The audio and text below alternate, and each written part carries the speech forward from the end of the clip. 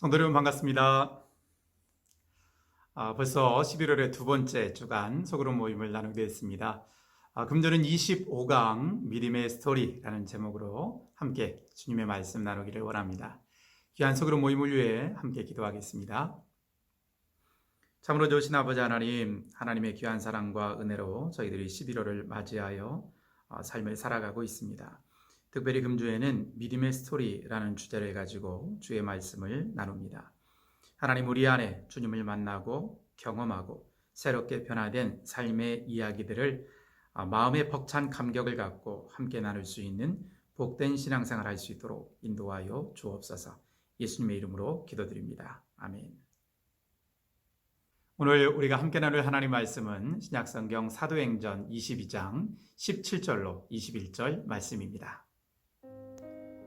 후에 내가 예루살렘으로 돌아와서 성전에서 기도할 때에 황홀한 중에 보매 주께서 내게 말씀하시되 속히 예루살렘에서 나가라. 그들은 내가 내게 대하여 증언하는 말을 듣지 아니하리라 하시거늘 내가 말하기를 주님, 내가 주를 믿는 사람들을 가두고 또 각 회당에서 때리고 또 주의 증인 스데반이 피를 흘릴 때에 내가 곁에 서서 찬송하고 그 죽이는 사람들의 옷을 지킨 줄 그들도 아나이다. 나더러 또 이르시되 떠나가라.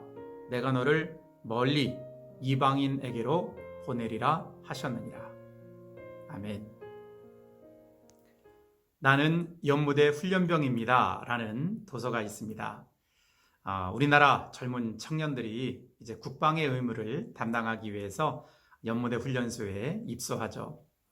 그 입소한 훈련병들 중에 연무대 군인교회에 출석하고 그곳에서 주님을 만난 100명의 우리 훈련병들이 자신의 이야기를 담백하게 풀어놓은 아주 의미 있는 도서입니다. 훈련소에 입소하게 되면 평상시 자기가 삶을 살아왔던 모든 환경과 단절되게 되죠. 이 책의 한 훈련병은 늘 언제나 함께했던 사랑하는 가족도, 곁에서 늘 자기와 함께 삶을 살았던 친구도, 자기가 삶을 의지할 만한 것들이 아무것도 없었다는 이야기를 합니다. 그런데 하나님께서 그 귀한 훈련병을 예배 가운데 만나 주셨고, 이 훈련병이 자기가 예수님을 만난 이야기, 그리고 또 앞으로 자대에 가서도 신앙생활을 잘 할 것 같다는 그런 담백한 믿음의 고백이 담겨 있죠. 우리 성도님들도 이 훈련병처럼 예수 그리스도를 인격적으로 만났던 이야기, 주님을 인격적으로 만난 이후 내 삶에 어떤 변화가 있었는가를 누군가에게 이야기하며 삶을 살고 계신가요? 그리스도인에게는 누구나 다 할 수 있는 이야기, 그리고 꼭 해야만 하는 이야기가 있습니다. 그것은 바로 앞서 말씀드린 책의 내용처럼 예수 그리스도를 만나고 하나님을 경험한 삶의 이야기입니다. 바울은 오늘 사도행전의 말씀을 통해 그가 어떻게 예수 그리스도를 만났는지, 그리고 예수님을 믿기 전에 자기가 어떠한 사람이었는지를 소개합니다. 그리고 놀랍게도 예수 그리스도를 만난 이후 하나님께서 자신의 삶을 어떻게 변화시켜 주셨는가, 이 점을 이야기하고 있죠. 바울은 어떤 사람이었나요? 예수님을 만나기 이전에 그는 예수님과 예수님을 믿는 사람들, 교회 공동체를 핍박하던 핍박자였습니다. 하지만 그가 다메섹으로 가는 길에 그는 예수 그리스도를 만나게 되죠. 너무나 놀랍고 너무나 가슴 벅찬 순간이었습니다. 이제까지 살아왔던 자신의 모든 삶의 가치들, 그리고 삶의 목적들이 송두리째 변화되는 전환점을 맞이한 거죠. 그 이후 어떻게 변화된 삶을 살아가나요? 그는 복음의 선포자요, 그리스도의 사도요, 하나님의 말씀을 온전히 증언하는 교사로서 인생을 살아갑니다.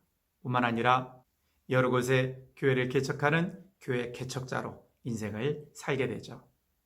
바울은 우리들에게 예수님을 만나기 이전 자신의 삶, 그리고 자기가 어떤 상황 속에 주님을 만났는지 주님과의 만남에 대해, 그리고 주님을 만난 이후 자신은 어떤 삶을 살아가게 되었는지 이야기하고 있습니다. 오늘 사도행전 본문을 통해 바울은 환상 중에 주님을 뵈면서 그가 어떠한 사람이었는지를 이야기하고 주님께서 그를 어떠한 사람으로 변화시켜서 삶을 살아가게 하시는가를 이야기하고 있죠. 우리는 이러한 삶의 고백, 신앙의 고백을 믿음의 스토리, 우리가 예전에는 간증이라는 표현을 많이 사용했는데 믿음의 스토리라고 말을 할 수 있습니다. 그렇다면 우리는 왜 이러한 우리 자신의 믿음의 스토리를 다른 사람들과 나누어야 할까요? 첫째로 이 믿음의 스토리를 통해 우리는 하나님께 영광을 돌릴 수 있기 때문입니다. 그리고 아주 올바른 믿음의 스토리를 통해서 우리는 이미 신앙 가운데 있는 사람들의 믿음을 더욱더 견고하게 세울 수 있습니다. 뿐만 아니라 아직 믿음 없이 살아가는 사람들에게 살아계신 우리 하나님, 우리를 언제나 인도하시고 선한 길로 이끄시고 가장 복되고 아름다운 삶을 살게 하시는 우리 주님을 소개하고 그들이 주님을 믿을 수 있는 기회를 제공하기 때문입니다. 그런데 우리가 믿음의 스토리를 함께 나눌 때에 조심해야 할 부분이 있습니다. 믿음의 스토리는 아주 올바른 믿음의 스토리가 있는 반면 잘못된 방법으로 믿음의 이야기를 하는 경우가 있습니다. 그렇다면 우리들이 예수님을 만난 그 경험을 다른 사람들과 함께 나눌 때 어떤 점을 주의해야 할까요? 특별히 우리는 우리의 믿음의 스토리를 증언할 때 우리 자신을 나타내고 우리 자신의 자랑을 해서는 안 됩니다. 왜냐하면 그러한 이야기를 사람들이 듣게 되면 낙심하거나 하나님에 대해서, 교회 공동체에 대해서 오해를 하거나 또는 회의에 빠질 수 있기 때문입니다.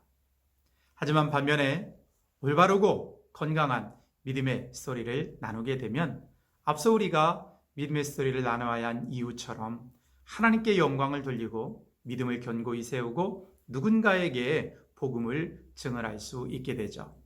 올바른 믿음의 스토리란 하나님을 드러내는 이야기입니다. 내가 어떻게 하나님을 만나는가를 말하는 것이죠. 그리고 올바른 믿음의 스토리란 내가 주님을 만나기 이전에 어떤 사람이었고 내가 주님을 만난 이후 어떻게 변화되었는가를 이야기하면서 우리를 만나주신 주님이 얼마나 귀한 분인가를 드러내는 것입니다. 사랑하는 성도 여러분, 선우님께는 어떤 믿음의 스토리가 있으신가요? 금주에 내가 예수님을 어떻게 만났는가? 그리고 내 마음은, 내 생각은, 내 인생의 목적은, 내 삶의 라이프 스타일은 어떻게 변화되었는가? 한번 생각해 보시고 종이에 그것을 적어 보시면 좋겠습니다. 그리고 소그룹 모임 시간에 성도들과 함께 그 아름답고 소중한 이야기를 나누면서 우리의 믿음의 스토리를 통해 함께하는 소그룹 성도들이 견고한 믿음 위에서는 아름답고 복된 소그룹 모임 시간 가지시기를 부탁을 드립니다. 소그룹 모임 이후에 특별히 믿음의 스토리라는 주제로 우리 개인을 위해, 소그룹을 위해, 우리 교회 공동체를 위해서 간절한 마음을 같이 해서 기도해 주시기를 바랍니다. 우리 교회 안에서 하나님을 알지 못하던 사람들이 하나님을 알게 되고 마음과 생각과 삶과 인생의 목적이 변화되는 아름다운 변화가 풍성하게 일어나기를 기대합니다. 함께 기도하겠습니다. 우리의 삶에 아름다운 믿음의 스토리를 써내려갈 수 있도록 우리를 만나주신 주님, 우리들이 이 소중하고 아름다운 이야기를 함께 나누며 더욱더 믿음이 견고히 서게 하시고 아직 믿음 없이 세상을 살아가는 사람들에게 주님을 온전히 증언할 수 있도록 인도하여 주옵소서. 새로운 믿음의 스토리가 아름답게 써내려가는 우리 성광교회 믿음의 공동체, 또한 우리 소그룹들 될 수 있도록 하나님 역사하여 주옵소서. 예수님의 이름으로 기도드립니다. 아멘. 우리 주님께서 높임 받으시는 아름다운 이야기들로 소그룹 모임 시간이 풍성해지시기를 소망합니다. 감사합니다.